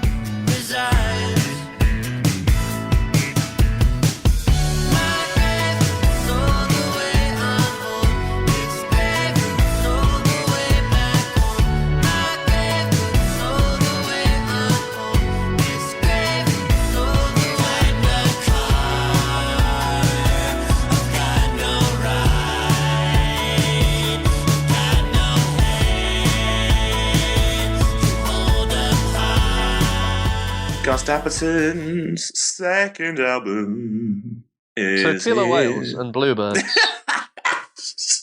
The themes that run through Orca is the coming for David Attenborough's throne. I think that's the issue. David, watch your back. You're an old man. David you Attenborough could come in, stove your head in with a vase, and David Attenborough does a lot of things. Documentary. You know, he does a lot of things, but he doesn't write as great an album as this, I would say. Well, he's played main stage at Glastonbury, so... Wow. Fair. Come on, Gus, step up. Should we just move on? Yeah, so anyway, tweets of the week. So. No, Gus Dapperton's second album, Orca. I really, really like this album. And I didn't expect to like this album. It's the album of the week. I would hope so. And but I didn't expect to. It wasn't even necessarily I thought I wasn't going to like it at all. I just thought, I kind of, you know, you always you heard of Gus Dapperton. Gus Dapperton. Whenever you're ready, mate. Falling apart. I heard about him a lot. And, you know, he's kind of one of those people that was just around. Do you know what I mean? You would hear a song here and there, but you would kind of... And I think what he's had, and I don't know if this is how he feels as well, but maybe he's been a little bit overshadowed by, I guess, other people kind of like coming through in that kind of like, you know, alt indie pop kind of world, you know? I kind of always think straight away of like Troye Sivan, where it comes to... I always, end up... something of him... You know... He's the sort of Dick and Dom, and obviously the Chuckle Brothers and Am and Dec, they're knocking around. Also so releasing gets forgotten a bit. Yeah. And that first album was very, I don't know, quite like, it was like modern, kind of like electro pop, you know, that kind of sort of thing you come to know from this kind of like new wave of kind of like songwriters and artists. But this feels like he's kind of, I don't know, taken a left turn. And it feels a lot more, an album that's like grounded, a bit more like classic pop songwriting. And I really, really like it. It's like a bit more like instrumental in its way. It's a bit more, it feels quite natural, but still very tight as well. Really enjoy this album and think, I don't know, it kind of like sets him apart. Like, okay, like this is his moment where he kind of like steps up a bit and he's like, okay, I'm here. I'm ready to go.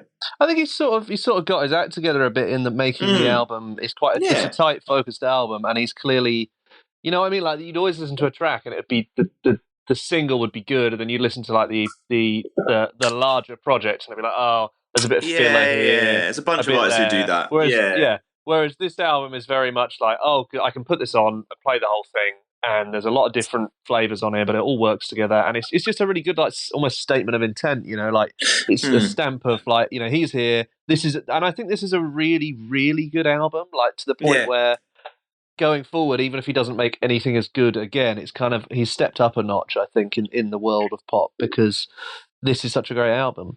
Yeah. And I'm just, it's always the pace. I was like, when I was listening through, I was just like, oh, this is like, it keeps you engaged from start to finish. You know, it kind of like flows really well. It's not like, you know, you're like, okay, there's the 4 singles. Do you know what I mean? There's the 4 singles, and then the rest of it's like, oh, okay, there's the rest of it. Like, there's so much to delve into across it. Like, I really like when it just takes those turns, like on like Antidote and Medicine, where it's like slightly, I guess, very, like, not very different, but like quite, like on the other end of the scale compared to stuff like Posthumous and First Aid and like Bluebird, obviously, which we just heard. It bounces between it really nicely, and I think what is great about it is it's come out of nowhere for me, and I'm really, really stunned by it. I think because I didn't have high expectations, like, I thought it would be decent. But I think that's kind of what's made me like it more, is that I didn't go into it expecting an incredible album, but it is one. I think like my favourite track on it is Grim, and I think that is, as you say, like, obviously this all fits together, but that song is quite different to a lot of the ones that you were just talking about. Like, but it does all fit together. I like an album where it feels like as much attention has also been paid to the ordering of the tracks, you know, like it takes you from A to B to C. It's not just like, here's 10 tracks I've made, and even if they're already good, you're there like, oh, this is jarring, like, why is this coming after this? Whereas this one, I think it all works really well. It feels like everything has been thought about with it. Yeah, and I just like it's a very sharp album. Like, you know, it's just like there's no fat on the side, if you will. Don't touch the edges, you cut yourself. Exactly. My God. It's really just like, perfectly all laid out. That kind of like slacker kind of pop that he was doing before, it's kind of like it's still kind of there, but it just feels like he's just grown as an artist, and it feels like a much more, I don't know, adult album, if you will. Not in the Triple X way. There's nothing like that on there. Right. Okay. Now that we're on to that, let's just play the song. I'm worried about you, Jamie. As soon as it takes that turn. So yeah, this is Grim from Gus Dapperton's album Orca, which is the album of the week. And speaking of Grim, Jamie's veered into Triple X territory.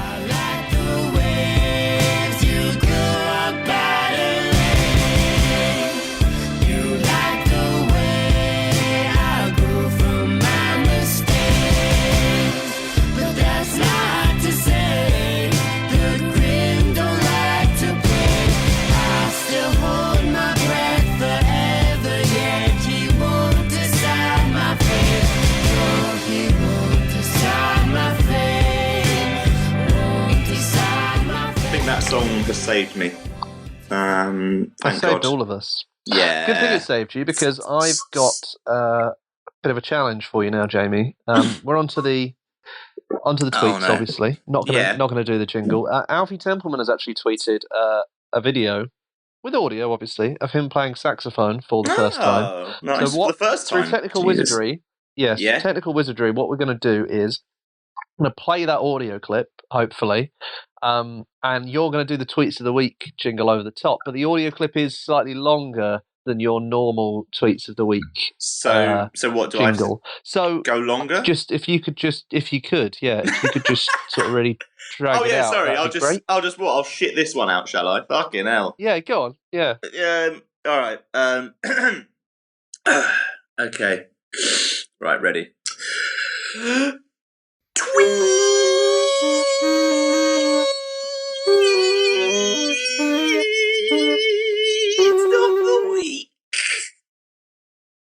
Perfect. That'll go down in history, you know. A little bit of melody there. No, let's not call it melody. Stretching it, but there was a little bit of something. A little bit of something. Hey, I could be in a band someday. No, you couldn't. Tweets of the week. Tweets of the week. You got a tweet for us, Jamie? You know what? I certainly do. Thank God. I mean, yeah, it would have been. If I didn't have a tweet, it would be disastrous. Some would say. Others would be grateful for it, but thankfully, I have one. This one is from Hannah from Hot Milk. Great band, really good band. Good really band. Good band. Yeah, saw them at Reading. Enjoyed them a lot. Lovely. Look at that. A little throwback there. Remember festivals? Let's not talk about it. It brings about sadness. Remember. Well, let me talk to you about this tweet from Hannah, who says, really proud of QR codes. They really get in their 15 minutes, aren't they? Can't argue. That's true. Can't argue with it. That's Can't true. argue with it. For those of you that haven't ventured into a drinking establishment, because of the track and trace, you have to scan a QR code now normally when you order a pint. And it's been so long since I've done that when QR codes were first a thing, you had to download an app to use them. Yeah, and I went into specific one, yeah. I went into the pub and they had a QR code. They were like, oh, you just scan that. And I was like, oh, I don't have the app for it. And the woman just looked at me like I was a moron. You can just use your phone now. It's just built in. Who knew? The technology is advanced, you know? It's like computers used to be like a massive room full of like data banks and they'd have like 1 megabyte of memory. Yeah. And now, obviously, they're much smaller and much better. And QR codes have taken the same journey with us, I feel.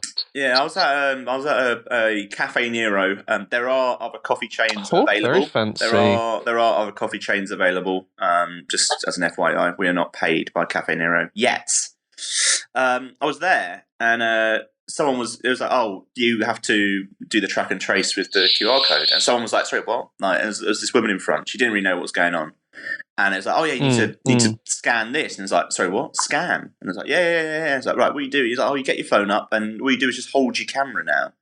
You just open your camera, hold it over, and it'll just pop up at the top, won't it? A little link to the internet. I didn't understand that. And I could just see that she was standing there with her phone out. This is such a boring anecdote. This is the worst. Long story short, She tried to scan the QR code.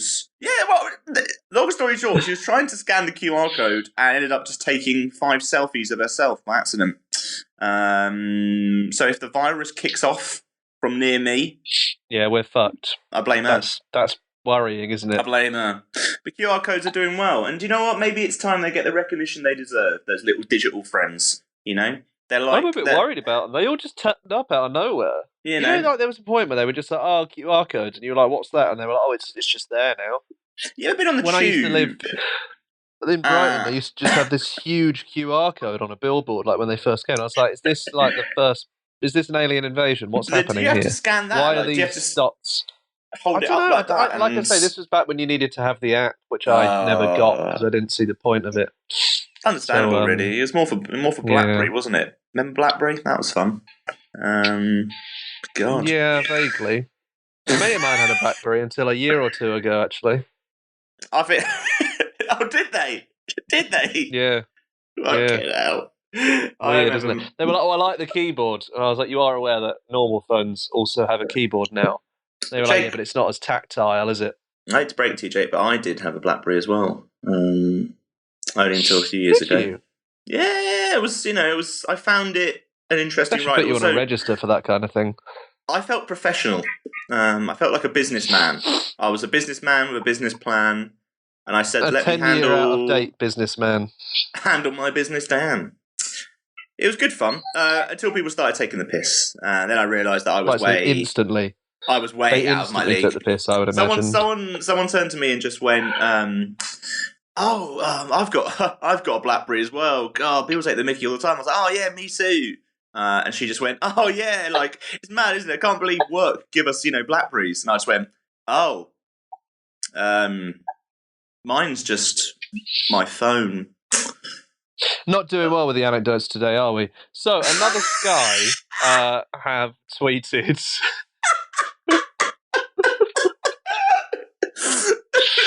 Plunging off a cliff.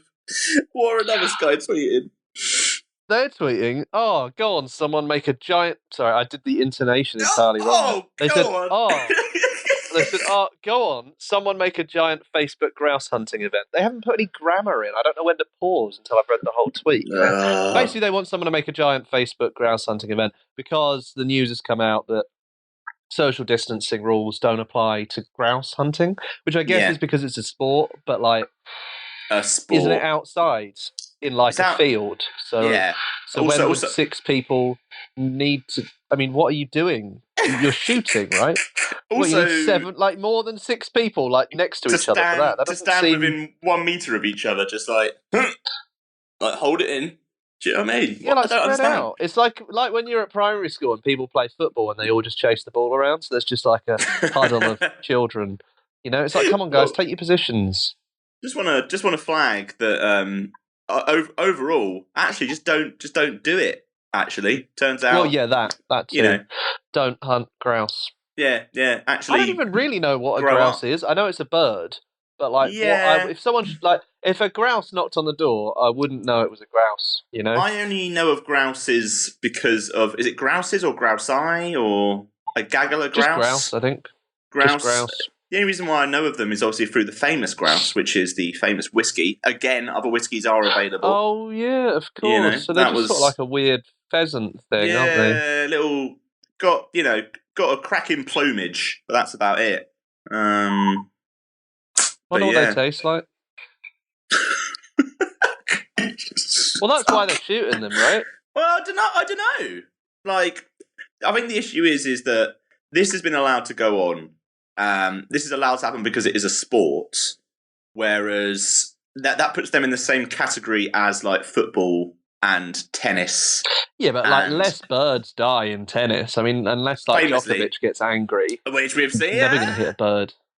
Exactly. So like, don't just don't. Basically, the whole surely idea. You'd be eating the grouse. Like, you've got to eat the grouse. Otherwise, I don't know. I don't know. Like, some people just do it for the thrill of it, which those people deserve to be rounded up, taken out the back, and fucking done in. As far as I'm concerned, if you're listening to the show and you like hunting grouse, Yeah, go away. Just fuck go off. away. Fuck off. Do one. Like, do you know what I mean?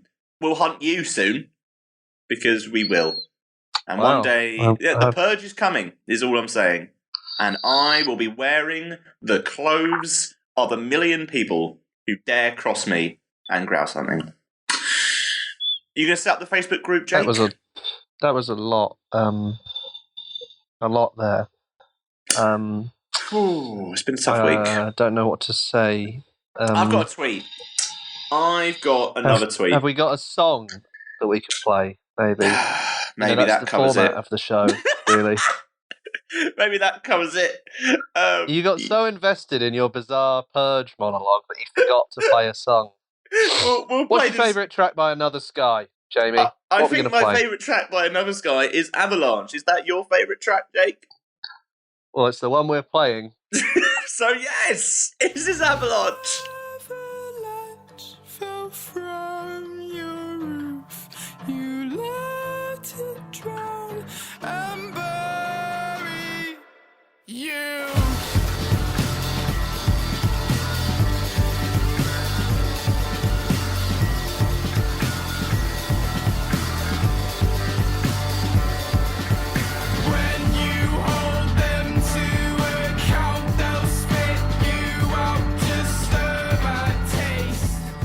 As the show continues, people always ask me, like, does it get any easier? Does, do things start to fall into place? How different is it from when we first started? And I think it's worse, if anything. I think it's worse, yeah. If anything, it's deteriorated. All of my joie de vivre has disappeared, and I'm left with a bedrock of cynicism and chores. So we're having a really great time, thank you. Cheers for stopping by. We've got one more tweet. Lads. Yeah. We've got lads one more tweet. Ladies. One Ladette. more tweet. Remember that show, Ladette to Lady? That was a weird one. Oh God, yeah. That was allowed to happen. Wasn't that on like primetime TV? Yeah, and it was just like walking along with books on your head or something. And I'm like, you know what? Like, it's just like a woman that enjoys going to the pub and like speaks like a normal human being. Like, leave her alone. Don't make her walk around with books on her head. Mad what happened a few years ago, eh? God. I reckon that'd still happen now. Grouse hunting and then a bit of ladette to lady. That's the Boris Johnson way.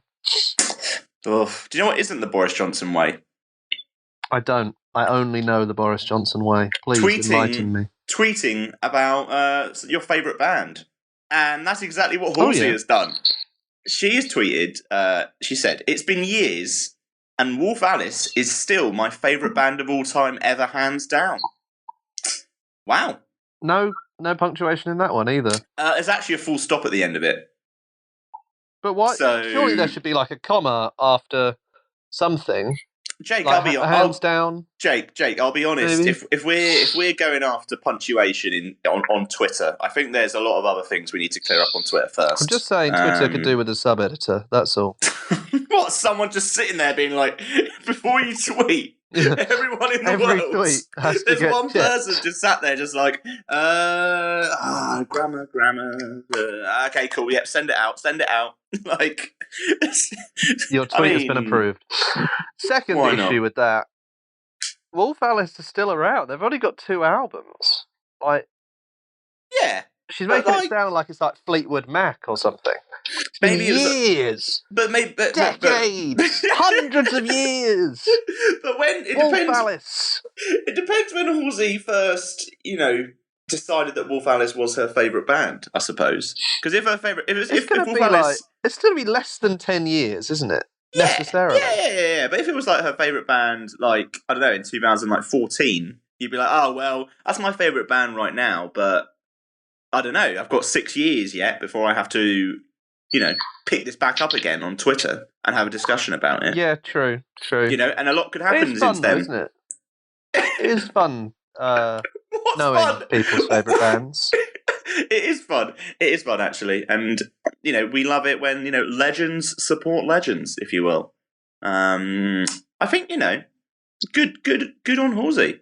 Down the front for a Wolf Alice gig. I like the, exactly, I like the kind of cross-genre thing as well.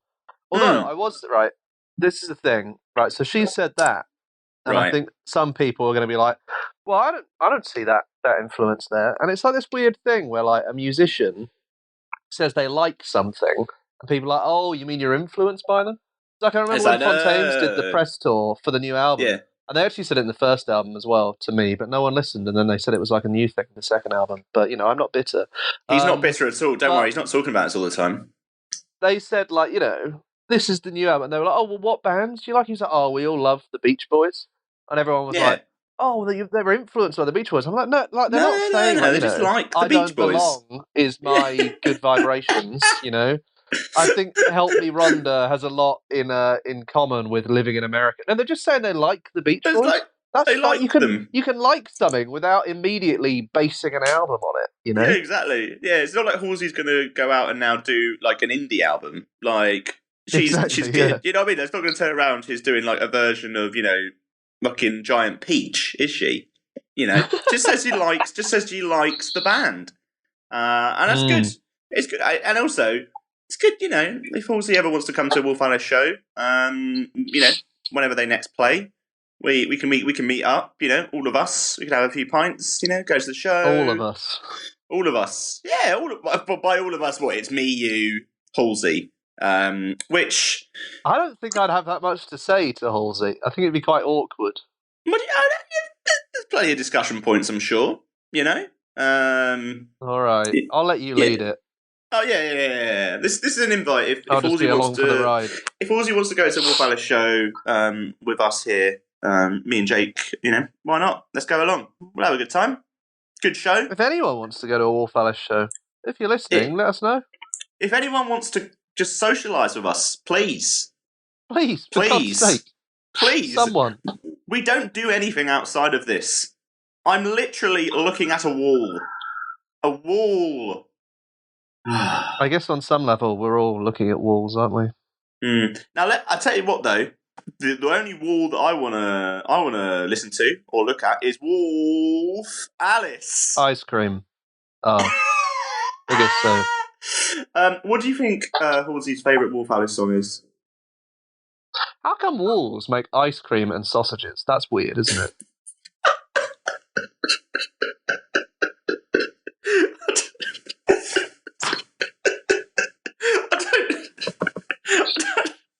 I don't know what to say to that.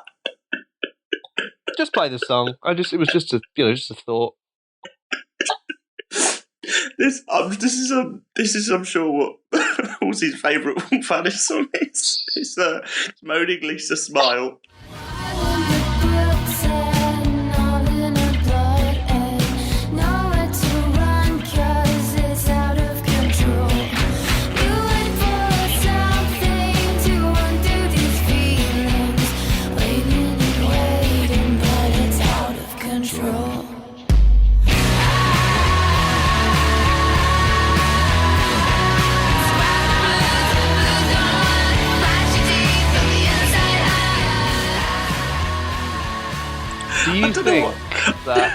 Do you think that they saw an ice cream from really far away and they thought the flake was a sausage? And they were like, "Oh, we better start making sausages."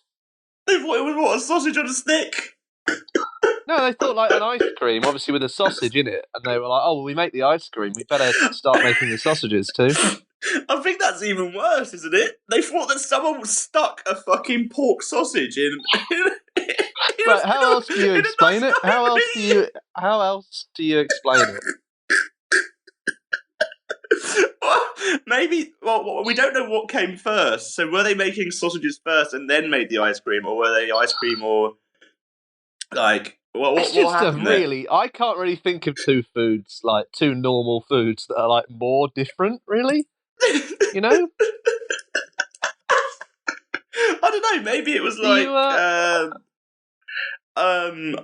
Is it the same company? Is it definitely the same company? I'm just checking now.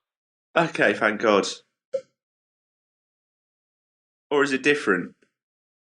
Oh, okay. All right. So in the 1900s, the business... So it was founded in 1786 as a butcher's, and then they had to lay off staff in the summer because demand for sausages and pies fell. So they thought, hey, why don't we make ice cream instead? Genius. Genius. What do people want in summer? I absolutely love that they still only make ice cream and sausages. In 1913, they made one big business decision, and since then they've gone like, all right, that's it, I'm done. We don't want to do anymore. Although apparently the businesses are separate now.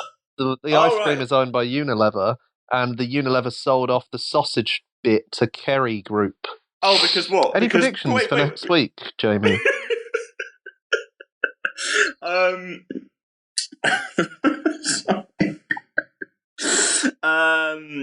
I reckon that Wall's Sausages will unveil a music-inspired sausage, which is inspired by the recent chart battles. So you'll get like a pack of 4. One will be a sports team sausage. The other will be a seagull sausage. The other, a glass animal sausage. And the other... whoever else has been in a chart battle. A Lady Gaga sausage. There we go. Of course, yeah. Battle of the Bangers, eh? Yeah. What about you, Jake? What do you think is going to happen? I think that the singer, Seal, will step back into the limelight by striking a lucrative brand partnership with Ron Seal, where he sings Kiss from a Rose, but it's Kiss from a Fence Posed. Brilliant. Look at that. Can I just say, at this moment, if you are still listening, thank you very much, because There's no more music. This is it. There's no more music. You've listened for nothing. This has been the bottom of the barrel this week. aside from Dana from Porridge Radio.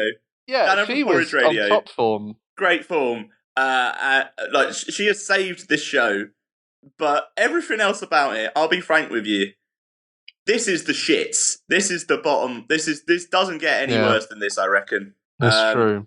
And I would say that we apologise, but we don't. No. I think the only apology that really matters is if we just stop, just bring the show to a close. Yeah, So get I think on with that's the your way day. to do it, isn't it? Get on with your day. So we'll be back next week with more music news, music fun, interviews as well. We'll have some special guests. It's good fun. It'll be much better than this, we promise. We'll sort ourselves out.